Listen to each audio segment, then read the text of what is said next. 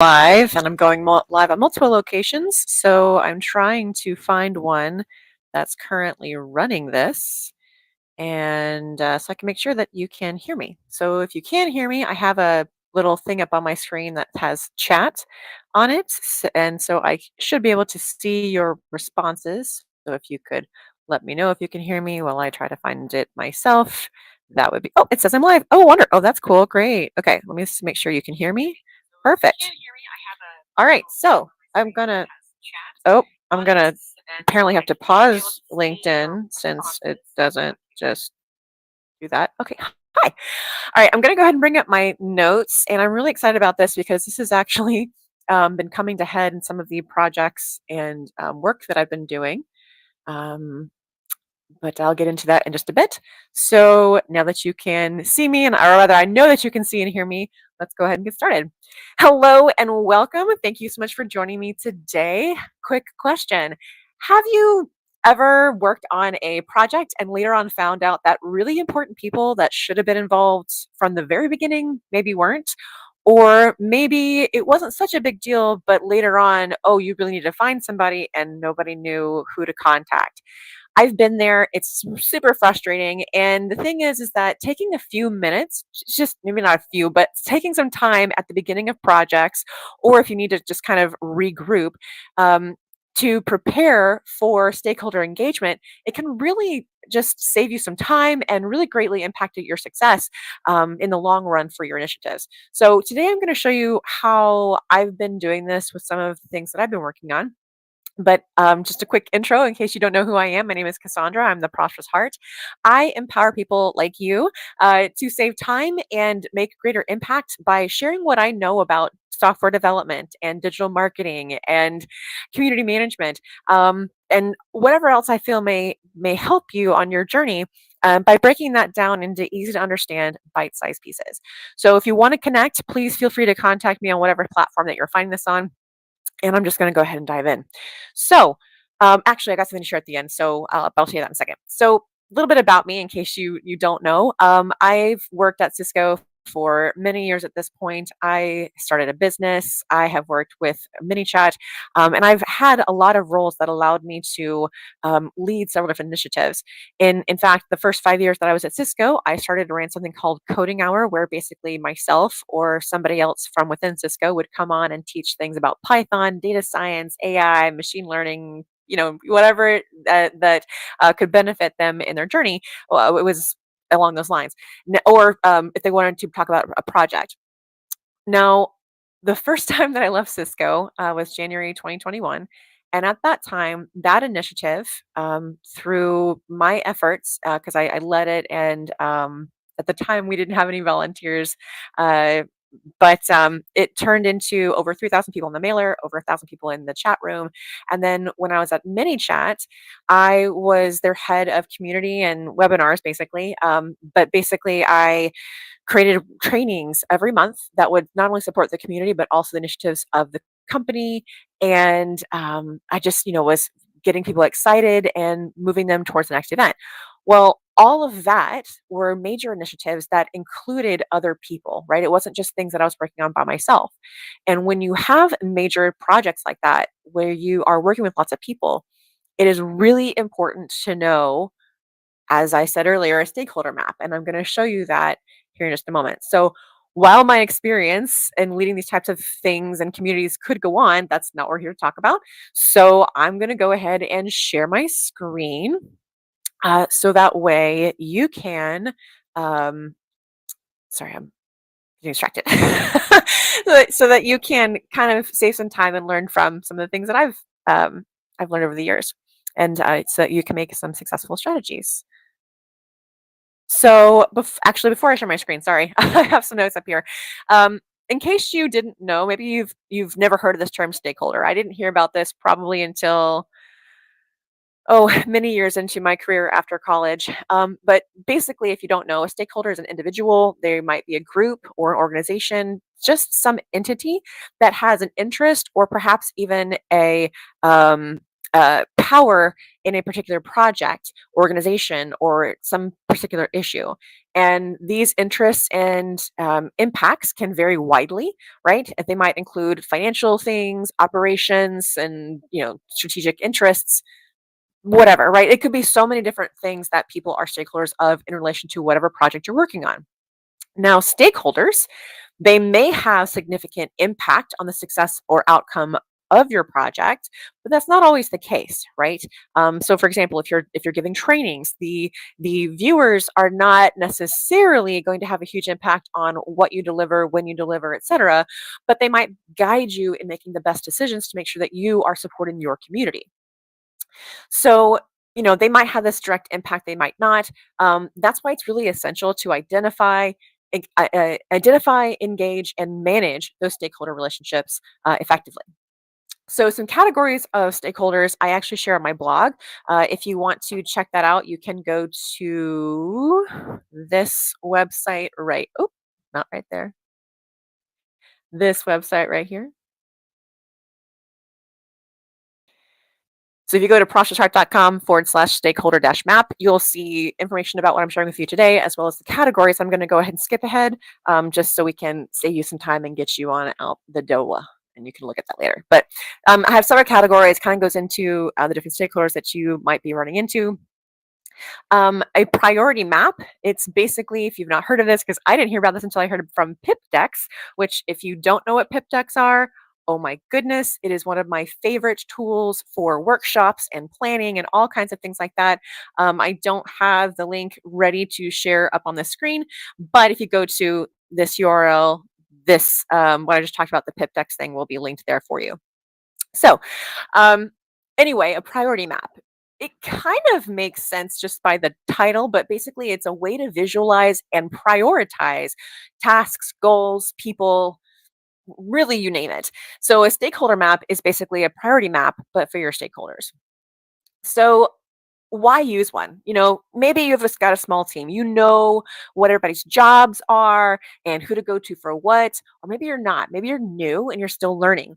Whatever the case may be, it's really important to make sure that at least if you have a manager, that you're working with them to make sure that you're covering all the bases that you should be. So why have a stakeholder map? Aside from what I've said, right? It clarifies the identities of your stakeholders. So you know the key players on your project. It categorizes your strategy type, excuse me, your stakeholder type. So that way, these people need to be more involved or less involved, etc. You have the ability to assess their importance and their impact on a particular project or initiative. It also will provide you clarity on communication needs and expectations. You're also less likely to exclude important personnel. That's kind of can be really bad. For example, if you're in a bigger company and you don't follow the right process to get something funded, you could get in trouble. So you don't want to do that, right? You want to make sure that you know who the right people are to make sure you have the right knowledge and that you're doing the right things by your company. So you're also less likely, I think I just said this, but less likely to exclude important personnel. I'm reading off my notes here. And you're also able to develop stakeholder engagement strategies because not all stakeholders are the same, right? Your boss may need to know more information about what you're doing than, let's say, the viewers if you're doing any trainings, right? It just depends on who and how important they are, like their impact on the outcomes and success, etc. Okay, so I've given you a whole bunch of background. Let's go into the how to. So, in order to do that, let me bring up. Oh, yes, there we go. So, we're going to walk you through the steps here, real quick. And actually, make sure there's no questions. Okay, cool. No questions. So, I'm going to walk you through the steps real quick. You should be able to see my screen now. Just checking. Cool. Okay, so the very first thing that you would do, and again, I learned this from pip decks. There might be other ways to do it, but I've been doing it this way and it's been very helpful. So I'm going to share with you just the new little nuances that I've learned. So first of all, you'll do an idea storm. It's basically a brainstorming session, and you're going to think of questions like who's going to be impacted, who is responsible or accountable for what phases of the project, who will have the decision authority, who can support or obstruct what you're trying to accomplish, who's been involved in this before, right? Who can you learn from, and who can you glean insights from, and maybe even get some support with. So you'll put all these ideas down into I use Miro, which I think is absolutely wonderful. I suggest it to everyone. It is such a wonderful tool. I'm sure there's others out there, but I love love Miro. So you put on sticky notes, maybe you'll put it in an Excel sheet, doesn't matter. You just brainstorm this, and that will help you determine who your stakeholders are. The next step is to place them on a power slash interest priority map, which I'll show you what that looks like in a second. Then after you put them on the map, and some of them may be in the same places, maybe you just put them on the map. The next step is then you'll then discuss it with whoever needs to be discussed with, and you'll find those strategies for each stakeholder. In order to determine what the strategies look like, how involved they should be in communications, if you need to get some, approvals, you need to ask questions like who needs to be informed of what and when, right? For example, if you're in software and you're doing agile development, maybe it's every week, maybe it's every 2 weeks that you give updates on your work, for example, and you do that to maybe your boss. Maybe your boss is every week, and your customers are every 2 weeks, for example. You then would also who needs to be consulted about what and when. So whatever that is for your projects, that's pretty clear. Who is responsible for engaging each stakeholder? Maybe it's just you, and that's fine. But create that plan of action to make sure that you are addressing what you need to. And this may also include talking to those stakeholders to find out what they expect or what they would like to see from you, right? This is not just a here's how things are going to work type of thing. At least I wouldn't hold it like that. Okay, so this is a priority map. So I'm gonna, oops, oh no, hold on. Okay, so this is a priority map, and you will see that it is basically a cross up and down. You have your high power, which means they have high influence. They have ability to make some major changes versus low power. So that's the Y axis, and then you have your X axis, which low interest. They don't really care. They're not involved. Whatever. Low interest, and then high interest is maybe they're really, really, interested in what's going on, but maybe they have some low power. So that might be people who watch your training, for example. So in this, you'll see that I have some names already: design team, email team, etc. I'm just going to put these on here really quickly. Design team, maybe they have low interest in what you're doing, and low power in actually the success or whatever of what you're trying to accomplish. Now, I'm not saying that they don't have any power, but they have low power in how successful you are with your initiative. So, for example, maybe you are doing webinars. If you go to your design team and ask for a template so that you can repurpose it in the future, right? That's not going to be a huge hurdle. And you have it one time, and then you can just edit, you know, place and time or something for that. So I would put design team here, email team. So you got to work with them to make sure you're not emailing people too often. So they're still pretty low power, but they've probably got a higher interest because, hey, they're doing other things as well. Volunteers, they've probably got a high interest, and they do have some power to help make sure that things are successful. Your webinar team, whatever that might look like, right? You just keep putting them on here, wherever they may um, fit on this graph. And so I'm not going to go through this. I feel like you probably get the idea on how this works. Once you have placed them on the graph, then that's where you talk about their strategies. So on for your speaker trainer, what do they need to be informed of? Well, they need to be discussed with what works best for their schedule to provide the training. You need to probably keep them involved. Like, hey, what other groups should you be contacting to make sure that people are aware of this person doing the training, for example? So these are the questions that you'd ask per person. You can in Miro, if you right click on the sticky note and go to add comment, you can add that information there. Maybe you have those meetings with those people, those one-on-ones. So you put them there, and then you have all this information on your board locally. And I just think this is so cool, and it has helped me not only better plan for the things that I have going on, but also to discuss with other leaders and other stakeholders. Hey, here's what's happening. Do you agree? Are we missing anybody? Things like that. So it makes it really easy to do. Okay, so I think that was it. Let me go ahead and check my notes one more time really quickly. Oop, that's the wrong window. I keep doing that. Oh, okay. All right. Yes, that is all. Let me make sure that there's no questions. Cool, cool. Awesome. That is it for me. Again, if you want to check out the additional information and some other really cool trainings that I provided similar to this in relation to strategic execution, definitely check out processhart.com/stakeholder dash map.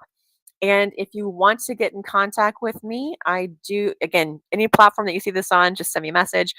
But if you go to this website right here there's a link at the top, whether you're on mobile or desktop, that you can go to contact me. I'll take you to the bottom and just send me a message through LinkedIn if you would like to learn more about how you can work with me, either one-on-one or in group, to improve your development, software development, and strategic execution in your initiatives. So that's it for me for now. Thank you so much for watching. My name is Cassandra, the Process Heart. I hope you have a wonderful and prosperous rest of your day. Bye.